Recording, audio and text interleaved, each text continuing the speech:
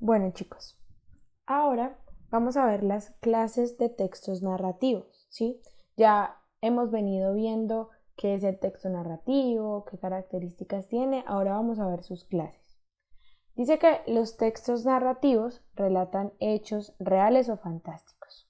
Y entre los textos narrativos podemos encontrar el cuento, la novela, la fábula, el mito, la leyenda y la biografía. Pero para esta ocasión específica vamos a ver el cuento y la novela, pero hoy le vamos a dar el paso al cuento. Entonces quiero mostrarles un mapa conceptual que ustedes pueden encontrar en el libro, que ilustra muy bien lo que vamos a ver tanto del cuento como de la novela. Entonces no vamos a ver el cuento en general, sino que nos vamos a centrar en el cuento fantástico. Vamos a ver sus características, los temas que maneja, los personajes que presenta y los espacios en los cuales se ubica. Y en la próxima clase veremos la novela con las mismas partes que vamos a ver del cuento. Bueno, el cuento es un tipo de texto de la narración y dice que los hechos que cuenta pueden ser reales o imaginarios. Las características que lo diferencian de los demás textos narrativos son cuatro. La primera es que es un texto breve, ¿sí? Los acontecimientos se desarrollan en un tiempo corto. La segunda, intervienen pocos personajes y el papel de los personajes secundarios es mínimo. La tercera es que hay un único tema, toda la historia y los personajes giran en torno a ese tema. Y la cuarta es que tiene una trama sencilla, ¿sí? Una situación central que debe resolverse, una única situación. Es bueno que podamos definir la palabra trama. Dice que es el conjunto de acontecimientos que ocurren en una narración, pero a la vez también es un conjunto de hilos que se cruzan y se enlazan para formar una tela o tejido.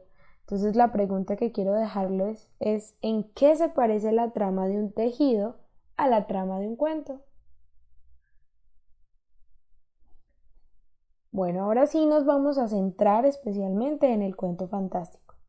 El cuento fantástico relata hechos sorprendentes e inesperados, que podrían parecer sueños, con seres que no existen en la realidad. Entonces, ejemplo de ellos son los sueños, cuando parece que estamos volando, o si hablamos de hadas, todo eso es fantasía. Y aunque no es real, la literatura nos permite leerla, vivirla, imaginarla, entre otras. Entonces yo les recomiendo que puedan leer los ejemplos que presenta el libro para que puedan tener un mayor acercamiento al cuento fantástico. El origen del cuento fantástico. En la Edad Media las personas se preguntaban por lo que había a su alrededor, ¿sí? Sobre el enigma del mundo de los sueños, cómo darle una explicación a eso que llamábamos sueños. Y las respuestas a todas esas preguntas se plasmaron en el cuento fantástico. Sin embargo, después del tiempo, el ser humano se centró más en los temas relacionados con el conocimiento y empezó a preguntarse por la veracidad de esos eventos sobrenaturales. Entonces, todo eso que tenía que ver con la fantasía se limitó a los espacios de las narraciones fantásticas.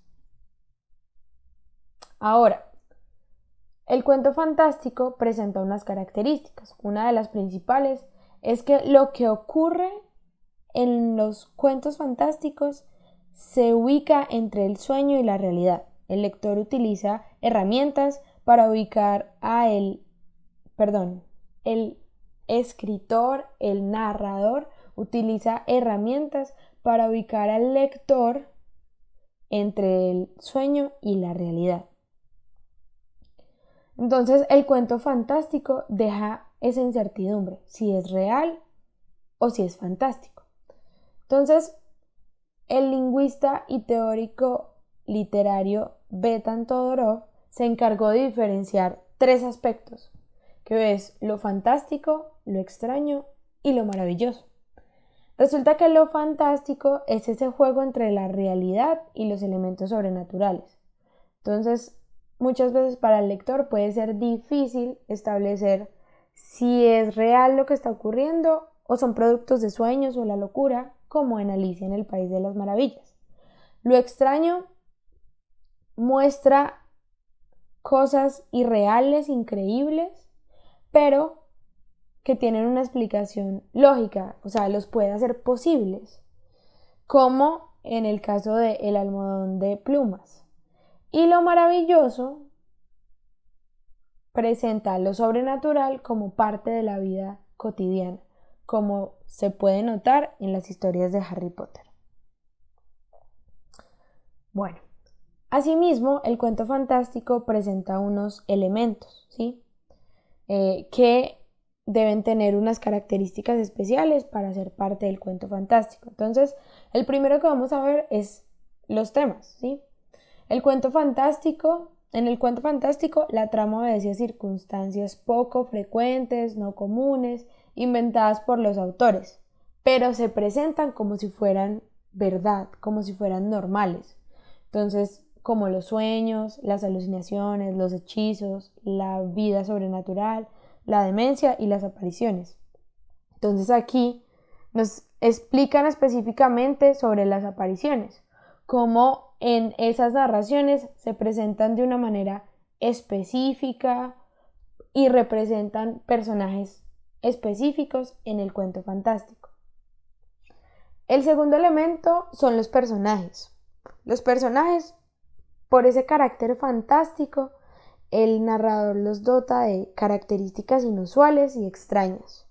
Su apariencia es común, pero su comportamiento es fuera de lo usual y lo acostumbrado.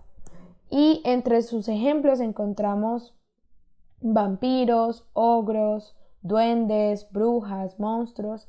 En el caso de los hobbits podemos notar que tienen cierta apariencia de humano, pero presentan características muy fantasiosas, como sus orejas puntiagudas, la cantidad de vello en sus pies, su tamaño muy bajo y rollizo, bueno, entre otras características. Y un último elemento es el espacio. Entonces, en esos cuentos fantásticos, los lugares son imaginarios y subjetivos, porque dependen de la creación que le da el narrador, ¿sí? Entonces, están entre lo fabuloso, lo fantasioso, lo increíble, lo sobrenatural y hasta lo familiar. O sea, podrían tener relación con cosas o semejanza con cosas de la realidad, pero siempre guardan ese carácter fantástico.